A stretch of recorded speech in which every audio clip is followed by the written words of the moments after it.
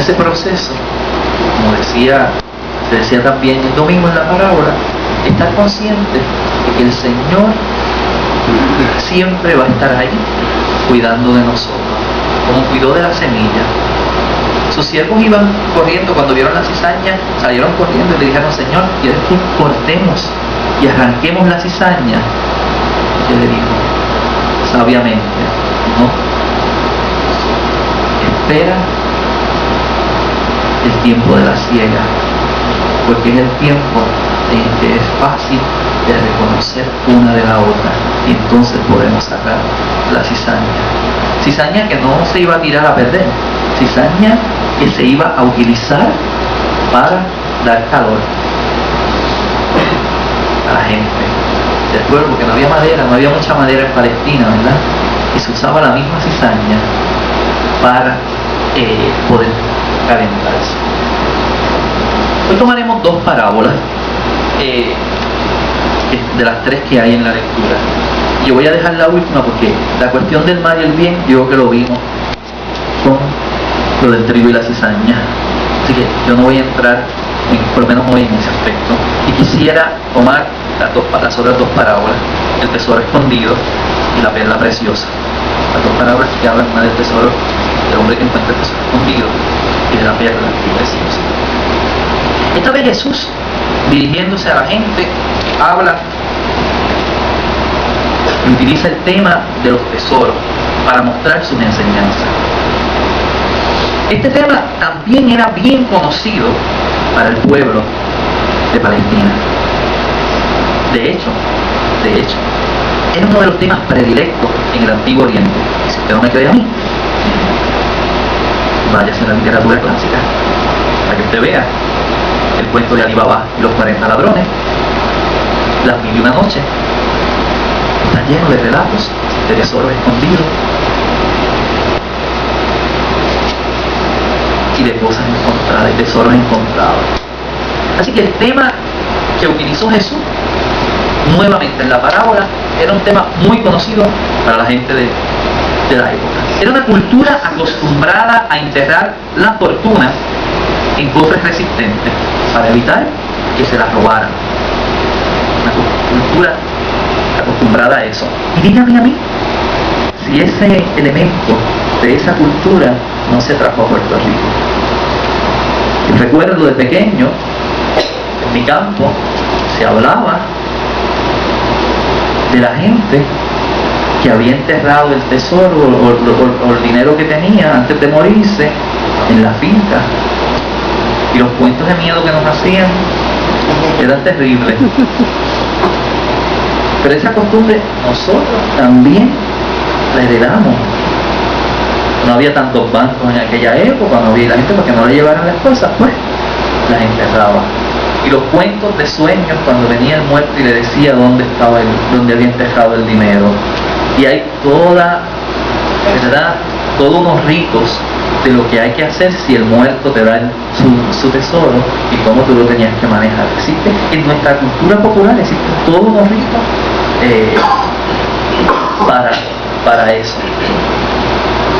Así que nuevamente Jesús habla al pueblo en el lenguaje de la cotidianidad, en el lenguaje del día a día.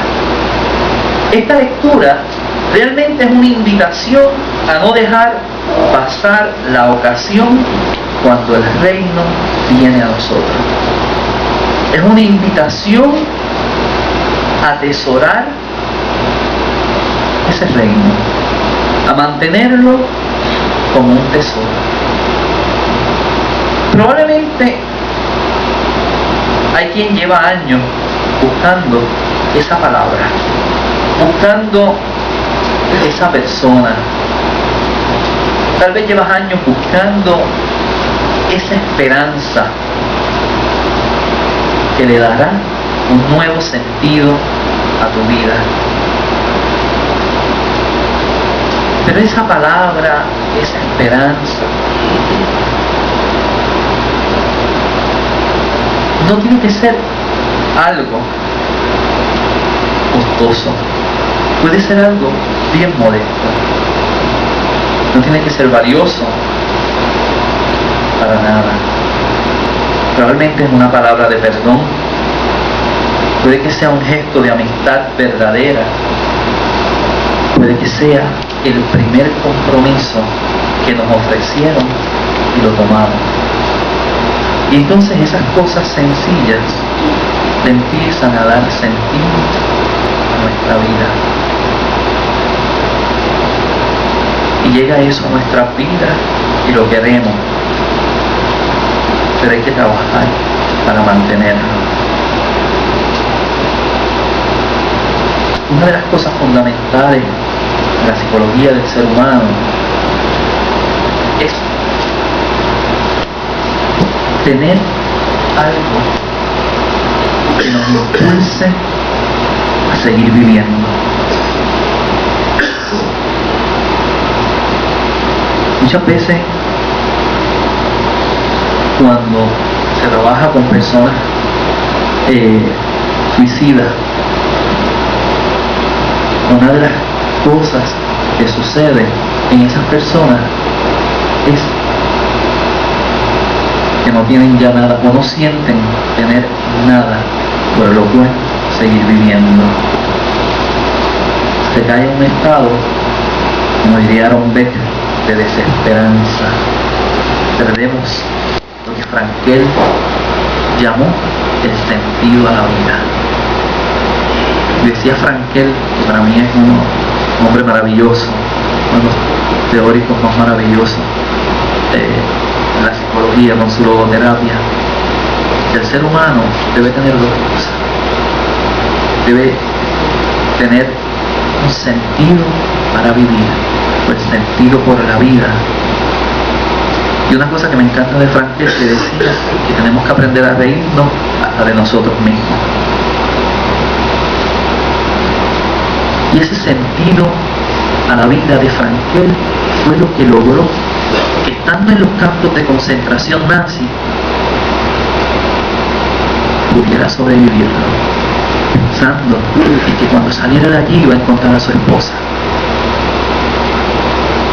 Ese sentido fue lo que hizo que él no se tirara contra las verjas electrificadas como hacían la mayoría de sus compañeros, porque el sufrimiento era menor. Electrificándose, muriendo en la verja, que el sufrimiento que tenían que pasar haciendo trabajo forzado. Frankel era un psiquiatra judío y estuvo obligado por años a hacer trabajo forzado durante el régimen nazi.